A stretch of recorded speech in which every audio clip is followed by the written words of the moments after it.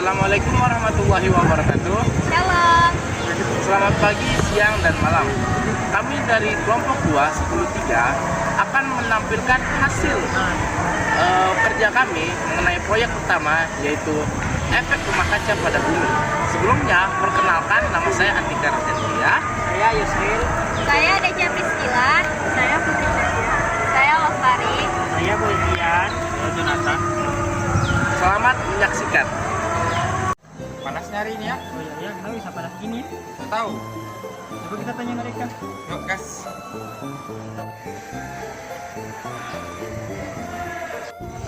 Teman-teman, kenapa hari ini panas sekali ya?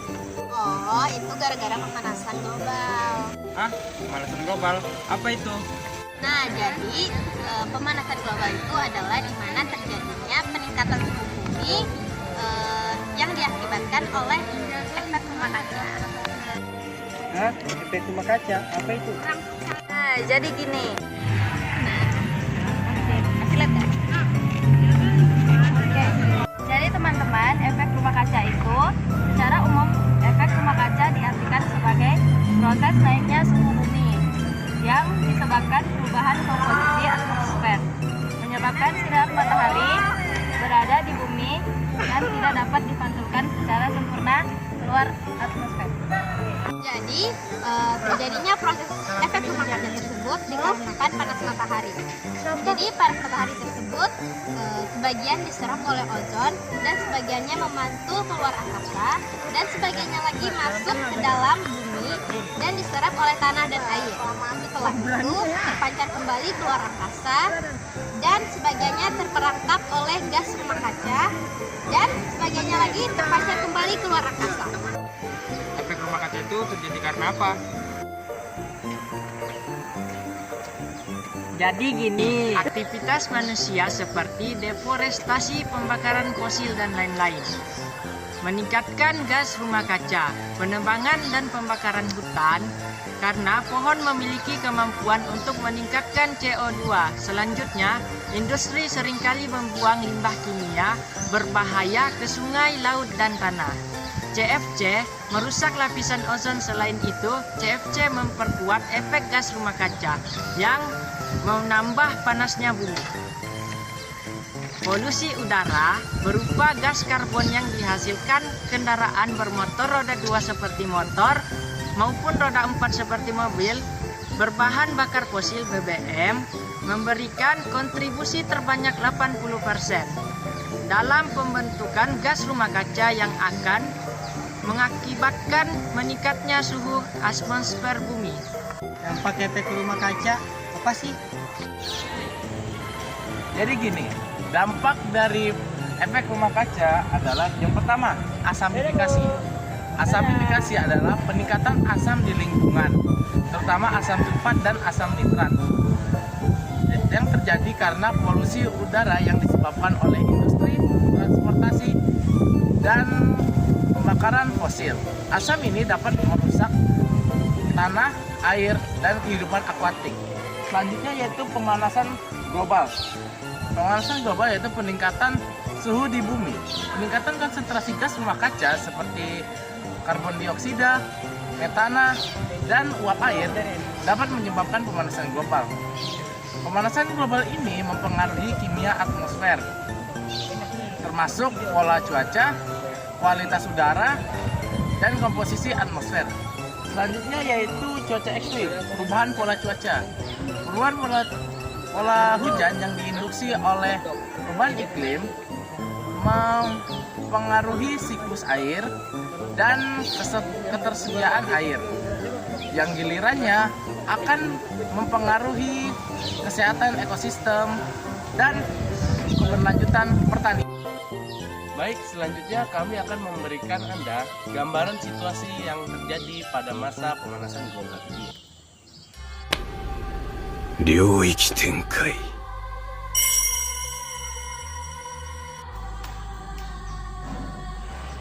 Nah, pemanasan global merupakan peningkatan suhu rata-rata permukaan bumi akibat akumulasi gas rumah kaca seperti karbon dioksida dan metana. Fenomena ini tidak hanya mempengaruhi iklim global, namun secara berdampak signifikan terhadap sektor pertanian, termasuk produksi sayur dan buah-buahan. Sayur dan buah-buahan sangat sensitif terhadap perubahan suhu, curah hujan, dan kejadian cuaca ekstrim. Nah, pemanasan global menyebabkan perubahan iklim yang drastis, seperti musim kemarau yang lebih panjang dan hujan yang berlebihan dapat menyebabkan stres pada tanaman. Langsung saja, di sini kami akan memberikan sebuah contoh kasus tentang dampak pemanasan global terhadap petani. Nah, pada tahun lalu, seorang petani menanam 3 jenis tanaman organik, yaitu wortel, tomat, dan cabai. Dari ketiga tanaman tersebut, tomat dan cabai adalah komoditas utama daerah tersebut dan pasti laku habis di pasaran. Nah, jika hasil tahun lalu jumlahnya 950 kg dan berhasil mendapatkan pendapatan kotor 36 juta rupiah, di antara hasil panen tersebut diketahui hasil panen tomat 2 kali kilogram hasil panen cabai, dan produksi total dan modal setiap tahun selalu sama, yaitu 28 juta rupiah. Hasil panen tahun ini mengalami perubahan drastis karena perubahan iklim dan kenaikan suhu rata-rata tahunan. Datanya sebagai berikut. Yang pertama, hasil panen tomat mengalami peningkatan 10% karena suhu tinggi justru membantu hasil panen. Selanjutnya yang kedua, hasil panen wortel menurun 80% karena suhu meningkat menghambat pertumbuhan wortel. Nah, yang ketiga, hasil panen cabai menurun 5% karena suhu lebih tinggi mengurangi kualitas buah. Dari hasil panen tahun ini, apa yang dialami oleh petani? Apakah rugi atau tidak? Tentunya pasti mengalami penurunan pendapatan. Apa solusi yang harus dilakukan petani agar dapat meminimalisir kerugian pada petani tahun depan? Data harga per kilogram di produsen dan petani adalah sebagai berikut. Tomat yaitu Rp30.000 per kilogram, wortel Rp40.000 per kilogram, cabai Rp50.000 per kilogram. Nah, jadi secara sistematis dari contoh kasus ini kita dapat menemukan beberapa variabel.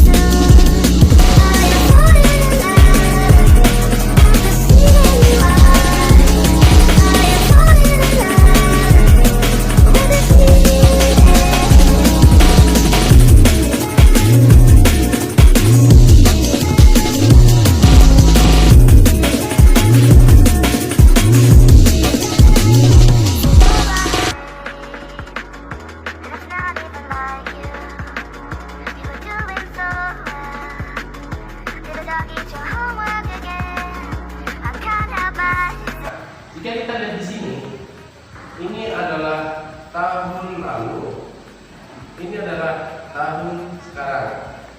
Nah, dapat kita lihat bahwa tahun lalu memperoleh pendapatan yang lebih tinggi dibanding dengan tahun sekarang. Dengan modalnya tadi 28 juta, maka di tahun sekarang petani tersebut mengalami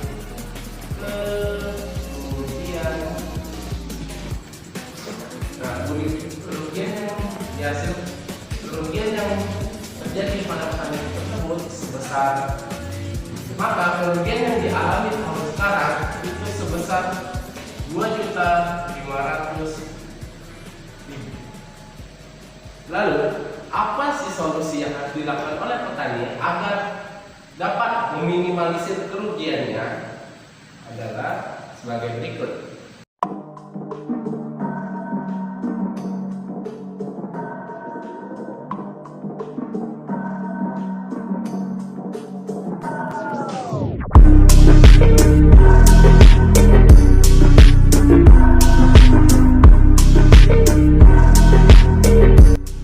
Jadi solusi untuk meminimalisir angka kerugian yang dialami oleh petani tersebut adalah, jadi petani tersebut telah melihat hasil panen wortel menurun drastis. Berhubung bukan komoditas utama daerah tersebut dan kurang laku di pasaran, maka petani tersebut mengganti lahan wortel dengan tomat dan cabai, sehingga penghasilannya yaitu 950 kg. Nah, lahan wortel dari tomat, wortel dan cabai, maka lahan wortel dialihfungsikan menjadi dibagi dua menjadi lahan tomat dan lahan cabai. Nah, 250 itu untuk tomat dan 100 itu untuk cabai. Jika dihitung, maka 400 tambah 250 adalah 650. 650 dikali 30.000, hasilnya adalah 19.500.000. Nah, untuk cabai yaitu 100, maka 200 tambah 100 sama dengan 300. 300 dikali 50 kan adalah 15 juta. Nah, jika disatukan, maka penghasilan petaninya adalah 34.500.000 dibandingkan dengan sebelumnya yaitu 25 juta 500. Angka ini lebih tinggi dengan modalnya 28 juta. Maka sang petani masih mendapatkan untung dari hasil panennya. Sekian dari saya. Wassalamualaikum warahmatullahi wabarakatuh.